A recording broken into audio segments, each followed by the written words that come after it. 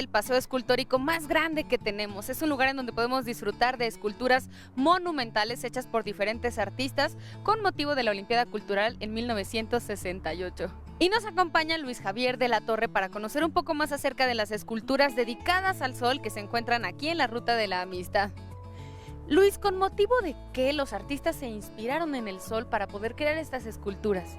Bueno, una de las partes más importantes de las esculturas de la ruta era cómo estaban colocadas sobre un valle que no tenía prácticamente nada. Por un lado estaban las partes agrícolas y por otro lado el tema de las rocas del Pedregal.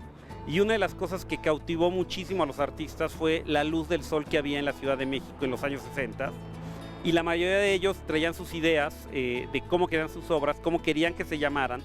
Pero en realidad hay que pensar que originalmente no tenían que tener nombres las piezas, se llamaban estaciones nada más, esa era como la columna vertebral del proyecto. Pero al final, conforme los artistas fueron viviendo México, fueron viviendo esta luz muy fuerte, muy cálida de octubre, entonces eligieron muchos nombres que iban muy relacionados con el sol, que era lo que les daba la bienvenida y que entendían un poco más el significado de México como una cultura que tenía mucha fuerza con el sol y una comunicación muy profunda con el astro rey.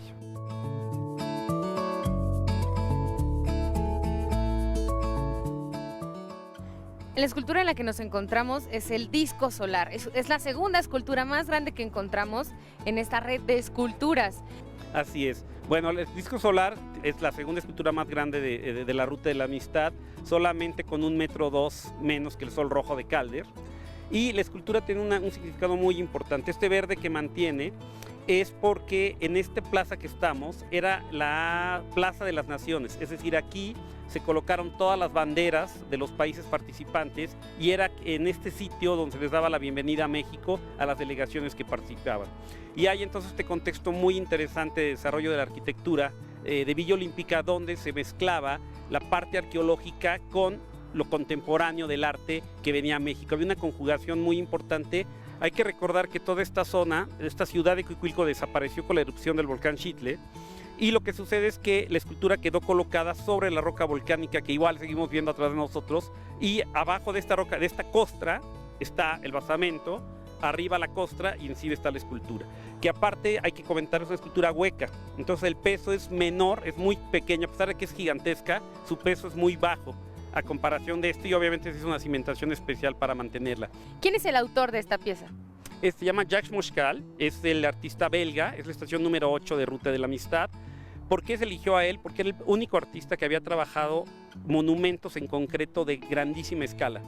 Por eso a él se le dio la difícil tarea de trabajar en esta zona que estaba con la zona arqueológica y que tenía que ser muy bien pensada, muy bien colocada, y sobre todo que era el símbolo de Villa Olímpica, porque hay que recordar que hacia el fondo sobre Insurgentes estaba libre totalmente, no había edificios, no había árboles, los árboles estaban concentrados en las zonas verdes, y entonces de que llegabas desde el puente de Insurgentes ya estabas viendo la escultura.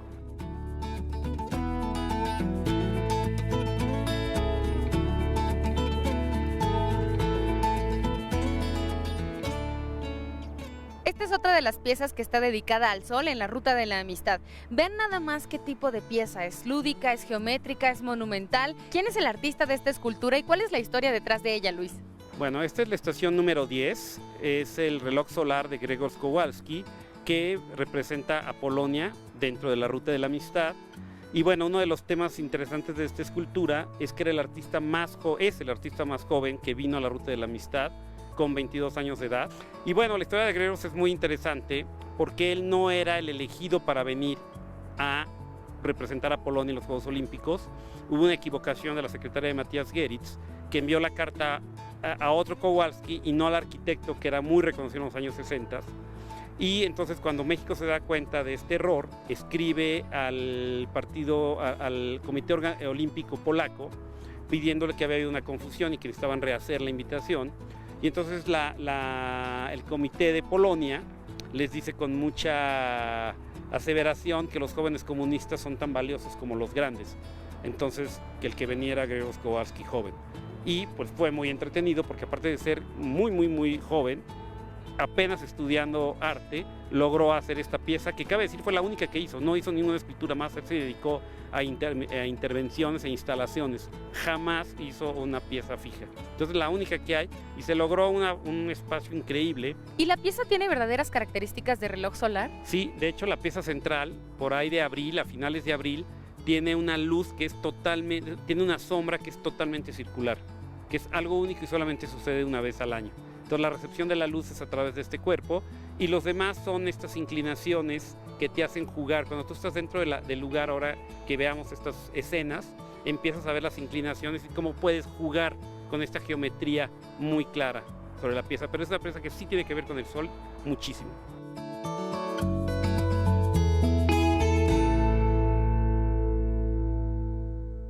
Por hoy nos despedimos, espero que hayan disfrutado este capítulo dedicado al sol y que dejen sus comentarios a través de nuestras redes sociales. Recuerden, nuestro Facebook y nuestro Twitter.